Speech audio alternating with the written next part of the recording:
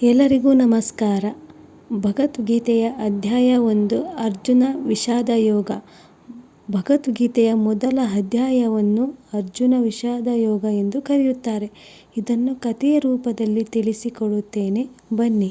ಒಮ್ಮೆ ಕುರುಕ್ಷೇತ್ರದಲ್ಲಿ ಮಹಾಯುದ್ಧಕ್ಕೆ ಪಾಂಡವರು ಹಾಗೂ ಕೌರವರು ಇಬ್ಬರೂ ಸಜ್ಜಾಗಿದ್ದರು.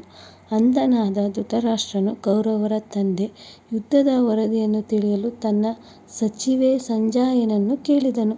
ಕುರುಕ್ಷೇತ್ರದಲ್ಲಿ ನನ್ನ ಮಕ್ಕಳು ಮತ್ತು ಪಾಂಡವರು ಏನು ಮಾಡುತ್ತಿದ್ದಾರೆ ಎಂದು ಕೇಳಿದನು. ಅದಕ್ಕೆ ಸಂಜಯನು ಹೀಗೆ ಹೇಳುತ್ತಾನೆ: ಯುದ್ಧ ಭೂಮಿಯಲ್ಲಿ 2 ದೊಡ್ಡ ಸೇನೆಗಳು ನಿಂತಿವೆ. ಕೌರವರ ಪರ ದ್ರೋಣ, ಭೀಷ್ಮ, ಕರ್ಣ, ದುಶ್ಯಾಸನ ಮುಂತಾದವರು ಸಜ್ಜಾಗಿದ್ದಾರೆ. ಪಾಂಡವರ ಪರದಲ್ಲಿ ಭೀಮ, ಅರ್ಜುನ, ದ್ರೌಪದಿಯ ಮಕ್ಕಳು ಮುಂತಾದವರು ಶೂರರು ನಿಂತಿದ್ದಾರೆ.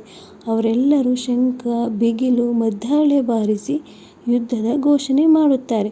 ಪಾಂಡವರ ಪರದಲ್ಲಿ ಕೃಷ್ಣನು ಅರ್ಜುನನ ಸಾರಥಿಯಾಗಿ ನಿಂತಿದ್ದಾನೆ ಎಂದು ತಿಳಿಸಿದನು. ಈಗ ಅರ್ಜುನ ಯುದ್ಧ ಭೂಮಿಯಲ್ಲಿ ಕೃಷ್ಣನಿಗೆ ಹೇಳುತ್ತಾನೆ: ಹೇ ಕೃಷ್ಣ, ನನ್ನ ರಥವನ್ನು ಇಬ್ಬರ ಮಧ್ಯಕ್ಕೆ ನಿಲ್ಲಿಸು. ನಾನು ಯಾರನ್ನು ಎದುರಿಸಬೇಕೆಂದು ನೋಡಬೇಕು.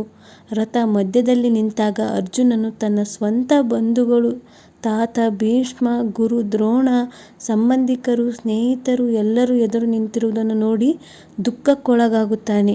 ಅರ್ಜುನ ಹೀಗೆ ಯೋಚಿಸುತ್ತಾನೆ: ಇವರೆಲ್ಲರನ್ನು ಕೊಂದು ನನಗೆ ಯಾವ ಲಾಭ? ಕುಲನಾಶವಾದರೆ ಧರ್ಮ ಹೋಗುತ್ತದೆ, ಧರ್ಮ ಹೋದರೆ ಪಾಪ ಹೆಚ್ಚುತ್ತದೆ.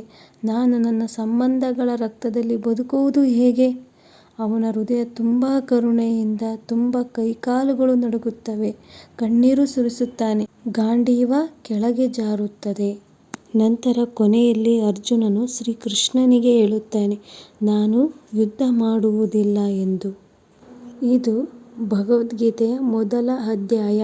ಇಲ್ಲಿ ಅರ್ಜುನನ ಗೊಂದಲವನ್ನು ತೋರಿಸಲಾಗುತ್ತದೆ. ಮುಂದಿನ ಅಧ್ಯಾಯಗಳಲ್ಲಿ ಕೃಷ್ಣನು ಅರ್ಜುನನಿಗೆ ನೀಡಿದ ಉಪದೇಶದ ಬಗ್ಗೆ ತಿಳಿಯೋಣ. ಧನ್ಯವಾದಗಳು.